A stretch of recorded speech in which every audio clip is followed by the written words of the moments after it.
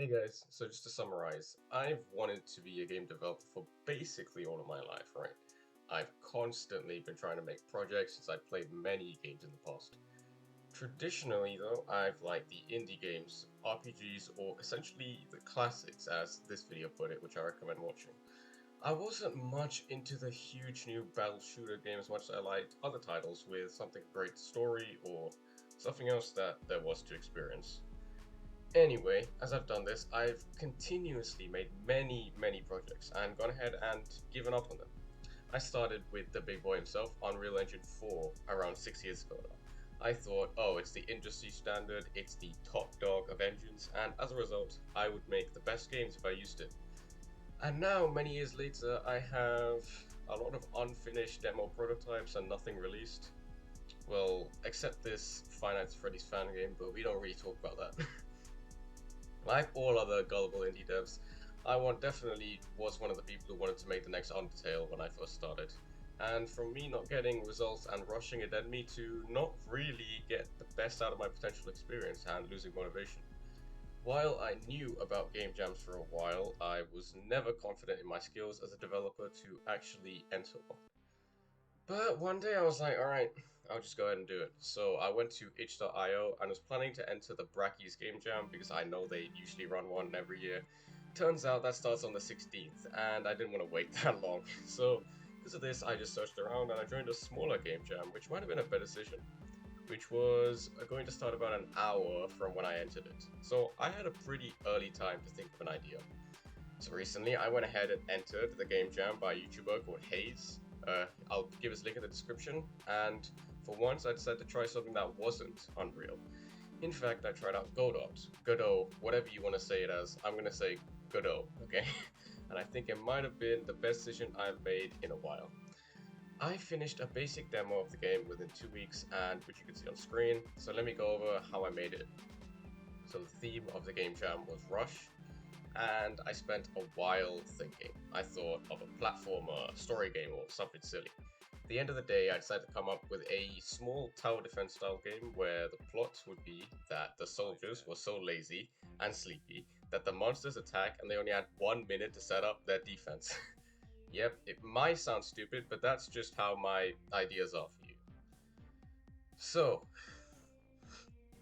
I set up a checklist for myself to complete, and I'll be going over everything for how I made it in detail. For some context though, I followed the Brackies tutorial alongside the documentation for Godot to learn how I learned to use the engine. Additionally, I already had experience in Python previously from school of my own learning, so I was able to catch up a GD script, fairly easily, like just get all of the basics down, because GD script syntax is very similar to Python's. And that's honestly really good because most game engines use C Sharp, C++, something like that, and I think Python since I'm used to it. And of course, since I had to do it in school, that's how I learned Python. Remember though, in my GCSEs, they had us write down the code on paper in the computer science exam, so I'll just say that I'm pretty familiar with it at that point. So, I started with creating some sprite art. Now, I'm definitely not the best artist. I learned most of pixel art through YouTube, and I bought a sprite on Steam. So I came up with some basic sprites and animations for the knight and wizard, and for the paladin I made... The whole theme is that you only have 3 units, so when they die, you have a countdown to place them back. So you have to time when you use a particular unit and in what order. As it's meant to be smart like that, with the characters not just being generic units, but actual characters with how they function.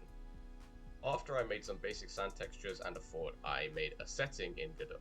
Quite simple setup with how the engine runs, and honestly it is super basic since in Godot you can set up tile sets quite easily. Again, mainly the Brackies tutorial helped me out on that. So then I actually had to start off with the actual developing, coding, programming.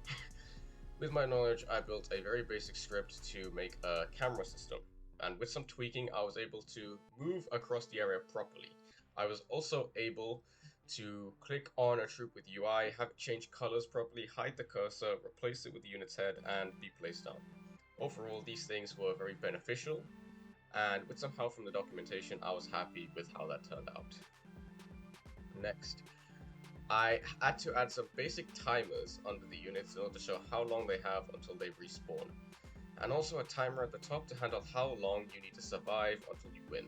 I did this with a game manager script, which is handled to the first game node, and Godot, of course, is built off of various nodes. So that controls everything else within the whole scene. And this is my first devlog, so go easy on me, but if you have any particular questions about something, how I did this particular thing, I'll reply to you in the comments.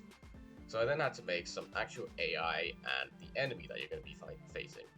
For the first boss, I thought immediately of Shadow of the Colossus, which is one of my favorite games, and for some reason, so I based it off of the Colossi from there. It ain't much as a sprite or animations, but the sprite did the job for the gem, so I added it into the scene. Its AI works quite simply. Every second it will check for a unit, and if it finds one, it will walk towards that unit and attack them. The attack will simply knock the enemy back a bit and deal 1 point of damage. So, the Paladin, being the tanky one, will be able to take 5 hits, and the Wizard, being a ranged combatant, can only take 1 hit before dying. I know I'm simplifying this a little bit, but overall the AI took quite a while to make. I had a lot of errors. It took around half the time, I would say. And now I asked one of my friends who's better at programming than me a little bit of what was going on, but eventually I was able to get it. So, I carried on and I added a function for if the golem reaches the castle, then you lose, or if you can delay it properly, then you win. By this point, I was around day 10, and with some breaks, I realized that I had some time to actually polish it a little bit more. At first, I was just going to make one level, but then I decided, why not make an intro cutscene? Yes, I do love stories and lore, so even if it's not much, I added a small tutorial section with some basic dialogue. Now, I will say, this dialogue system definitely isn't efficient. Point is, it is used for one cutscene in the entire game. So yes, I will for now pull a Toby Fox, put every single dialogue in one statement, instead of doing something that would be much smarter. If I was making some, story-driven RPG, then yeah, I agree, this is not the efficient method, I would not do that. But point is, I had little time at the end, and I didn't want to spend too much time on this cutscene. And now for the final bit, I had one last boss I could make because I decided why not add a level 2. And if you've been looking at the background footage, I thought it'd be really funny if the game went from you fighting a basic stone golem to fighting a literal god. So I was like, alright, sure. Inspiring it mainly from the Wall of Flesh boss from Terraria, and then I birthed Shagora boss, the Devourer of Universes. He simply moves forward and then erects spikes from his body when he hits an enemy. Basically, he detects if an enemy is within his collision box, and if it is, then he proceeds to attack it. He has a small cooldown for the attack, so we can't spam them. And definitely from my friends who tried out the game, they had quite a bit to say on that matter. For the last step, I had an amazing little soundtrack made by my good friend called Shockwave Central. He is amazing at music producing, and I'm definitely, I do recommend checking him out. I'm going to use some more of his songs in some of my future projects as well. If I do enter more jams or anything I want to make. He's also in the credits for the game, so yeah. Overall, I gained new progress in a new engine, and I went out of my comfort zone to create a game for a game jam. And I ended up with a successful, albeit short game, which I've actually released, which did meet my low expectations I made in the checklist. Even if it's not the best game in the world, I did try my best, and as of now, I don't know who won the game jam, since there's some really good projects on it. If you do want to go ahead and play 1 Minute Defense, it is in the description below, along with the game jam.